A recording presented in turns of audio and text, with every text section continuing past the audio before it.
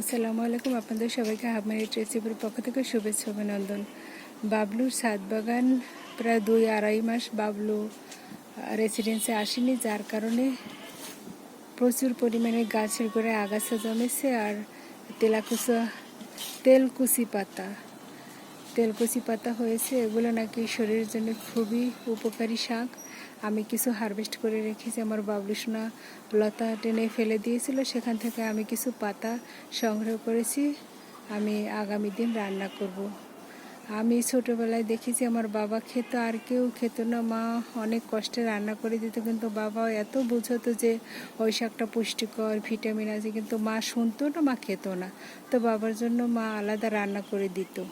এই যে দেখুন আমার বাবলুর রেসিডেন্সে এই যে ছোট ছোট টবে কি পরিমাণে ঘাস হয়েছে, এটা কি বোঝা যায়? মনে হয় যেন ধান ক্ষেতের ভিতরে অনেক বড় বড় ঘাস হয়ে আছে। এই যে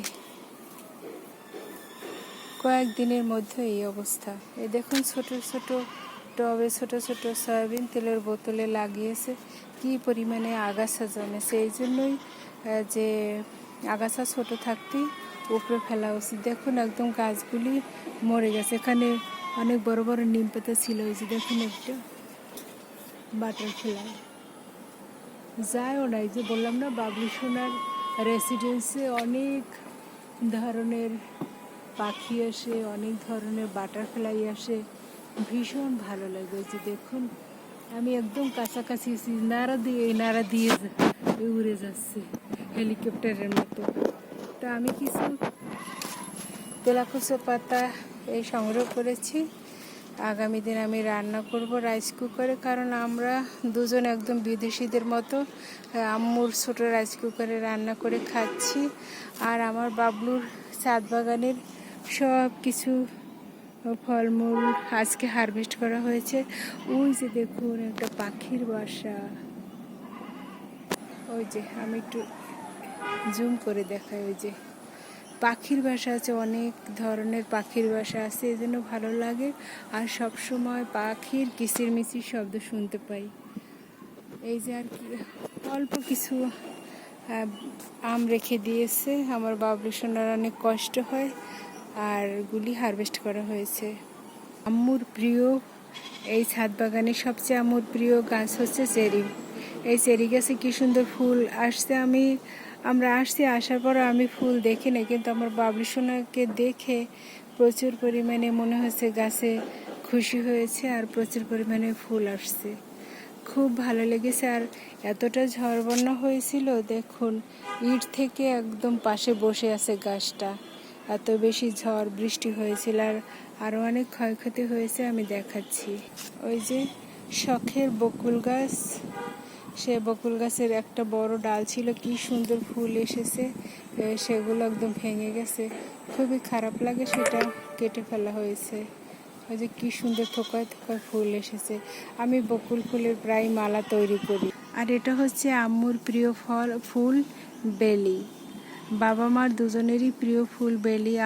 আমার ভীষণ ফুল পছন্দ, যার কারণে আম্মুর যতদূর পায়ের ধুলিকণা পড়তো ততদূর বাবা দুই পাশে সারি সারি ফুলের গাছ লাগাতো। এমন কোনো ফুল নেই যে গাছ লাগাতো না।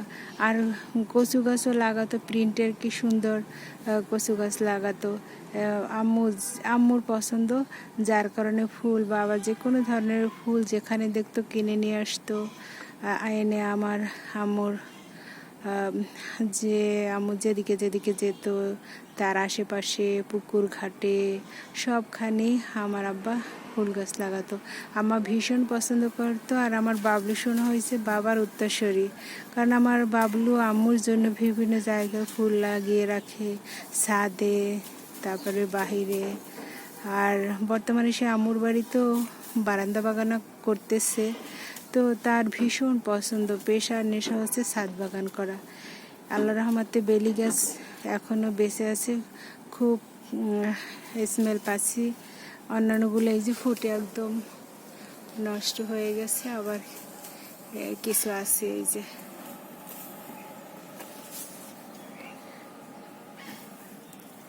অনেক ধরনেরই আমার বাবলু সোনার এখানে আছে গাছপালা। এই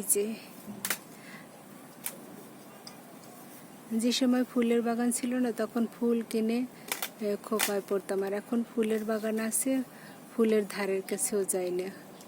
আমার কাছে দেখতেই ভালো লাগে। এতদিন গাছে ফল ছিল, ভীষণ ভালো লেগেছে, এখন ফল নেই, খুব মন খারাপ হয়ে গেছে।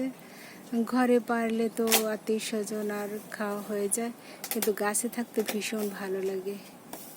এই যে আম্মুর প্রিয় ফুল, আম্মুর দিকে তাকিয়ে আছে। এই যে আম্মার বাবলুর বাগান বাড়ি, প্রচুর পরিমাণে ফল আসে। আর ওই যে পাখির বাসা আছে, অনেকগুলো পাখির বাসা আছে, সকাল বিকাল সবসময় পাখির ডাক শুনি, ভীষণ ভালো লাগে। পাখির ডাকে ঘুমাই, পাখির ডাকে জাগি।